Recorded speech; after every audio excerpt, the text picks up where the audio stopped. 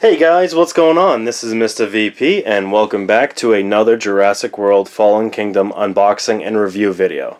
Now today what we have in our hands is the Roarivores Baryonyx. And this dinosaur comes around the $15 price range. I believe you can get it at Walmart, or if they're still around by the time you see this video, Toys R Us.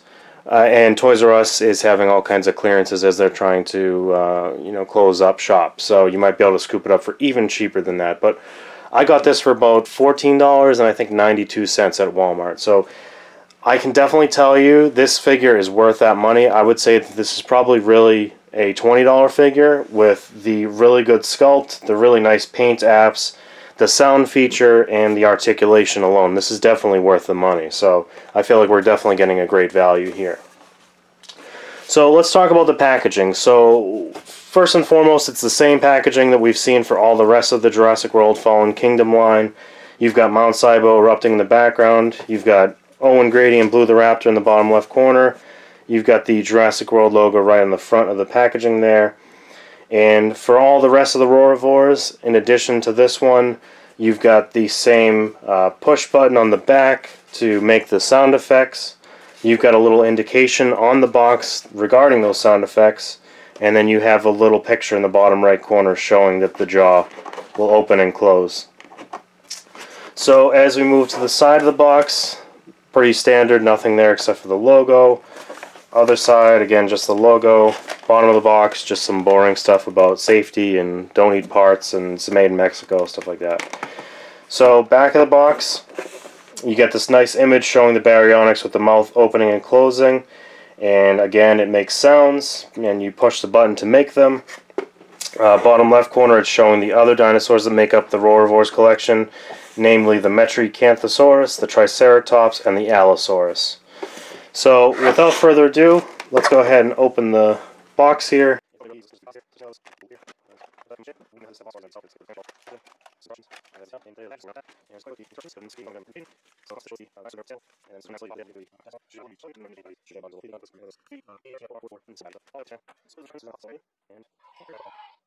And that's probably going to be really hard to get out, just like some of the other dinosaurs I've opened from them, so we won't be taking that out anytime soon. Alright, so first impressions out of the box, it's a Mattel Jurassic World figure, so I'm already really happy. The sculpt is beautiful. I really feel like they, put some nice detail on the body here. It doesn't look cartoonish at all, which is really nice. The sound feature is definitely pretty cool, and it seems like there's probably a good 4 or 5 different roars in there, and I'll demonstrate a couple of those now.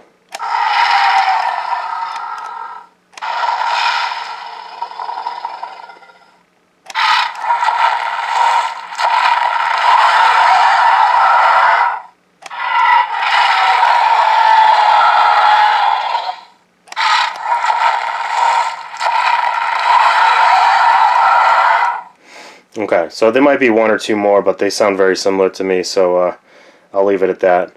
Oh, and also you guys have been asking for these codes on the bottoms, so I'll just go ahead and show that real quick.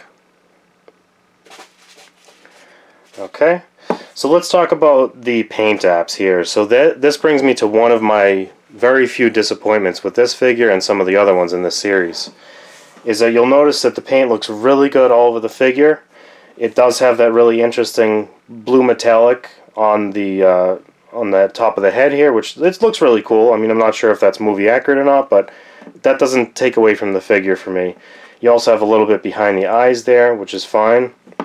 Now, the biggest thing that I don't like about this figure is the fact that even though there's paint on the toes, so you get the nice, dark gray or black for the toenails, there's nothing on the fingernails, and you can see that there definitely should be. I mean, you've got the hand here, and then you've got the little claws coming out of the hand, so there's no reason why that shouldn't be painted. So I thought maybe at first that was just an oversight, but then I saw on all of the other figures that it's just something that they didn't put in the plans for this entire Roarivores line. So again, what's it going to take? Just a little paintbrush and a little bit of paint to fix that, but it's one of those things that I really feel like it just makes it look like it's unfinished. Another thing I don't particularly like, and this is one of those very small things, and this goes for the other theropods in this collection, is that the jaw by nature is open. So when you actually press the button to make the roar, you're actually closing the jaw. So the jaw starts out open, you press the button. Now granted, you don't have to hold the button in, so then I guess it makes sense when you release the button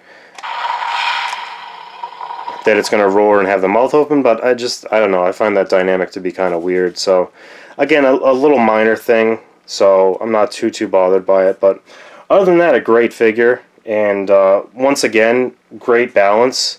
I don't really have to like worry too much about making sure this is perfect for the video. I know it's just going to stand, which again, thank you Mattel for making very well balanced toys.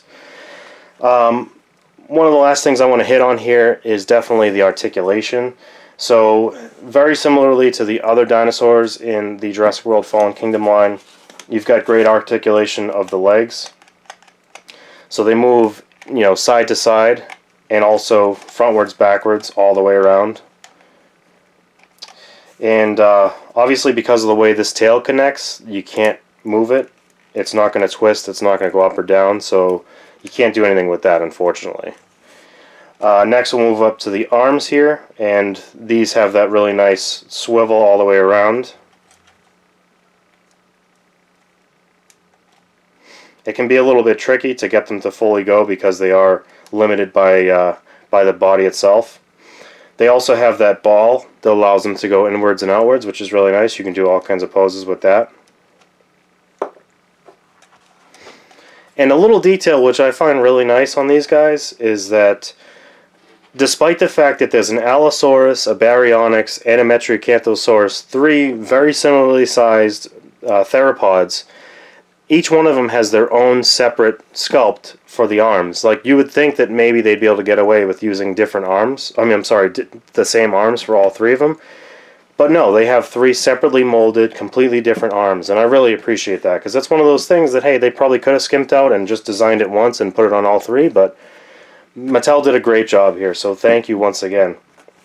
As we move up to the head, you'll notice that the only articulation we're going to get is that jaw, and you can definitely move it, you know, open and close without activating the sound effect. Again, that sound effect is strictly linked to the button itself. And that's pretty much it as far as articulation. There is a noticeable joint here between where the top of the head attaches to the neck, but really only noticeable when you try and move the head around, because it's not meant to move. So I'll just leave it at that.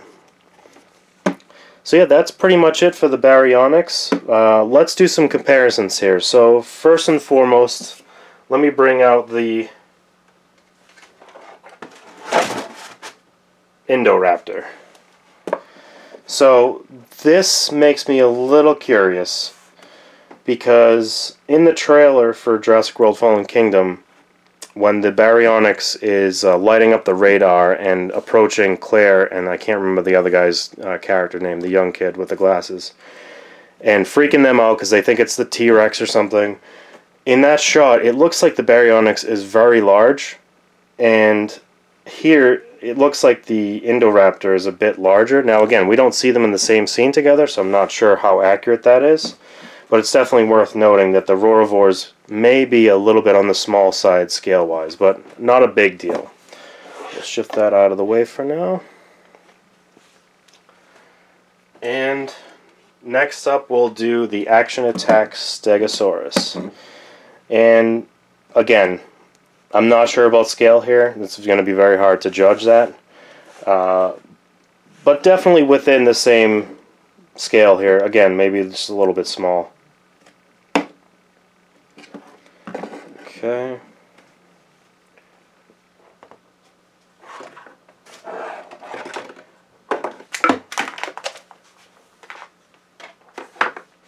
Okay, next we'll do the Action Attack Carnotaurus. And I think this is probably going to be the best indicator of size variance, because I really feel like the Carnotaurus and the Baryonyx should be about the same size, and you can see that the Carnotaurus here is probably a good 25-30% larger. So again, this is probably runs a little bit small. Next up, just because I have them out, we'll do the Monolithosaurus that comes in the pack with the Tyrannosaurus Rex and the battle damage set from Walmart. I have no idea how big this dinosaur is supposed to be, so that could work. It could be way off. I'm not 100% sure. But there you have it. This ends up looking like, you know, probably the perfect size of a Velociraptor compared to this. Okay. Next up, we'll do the fan favorite, the Thrash and Throw Tyrannosaurus Rex. And this guy just ends up dwarfing the Baryonyx. So, again, I'm not sure about the size there, but I think it still works. I mean, you could definitely have fun playing around with these guys. The Baryonyx is probably, you know, 3/4 of the size of the T-Rex in the film, but again, we won't know for sure until we see it.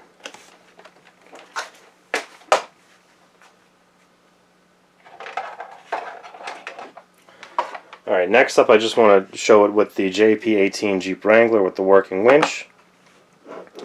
Again, I think this is a little bit small for that, but I still think it works. You know, really, it ends up looking like it's about the same size as the big one, the big raptor from the first movie. So, that could work. Lastly, I just want to show one of the figures from this collection with the Baryonyx, and that would be Claire Deering. Now, that I feel is really close to accurate. Again, I'm not sure because we see in the trailer, you know, the figures, or not the figures, but the actors and the dinosaur at a good distance from each other. So I'm not sure if that's actually going to be accurate, but we'll see. So yeah, guys, that is pretty much it. I really hope you enjoyed the review. If you have any questions, please feel free to leave them in a comment below.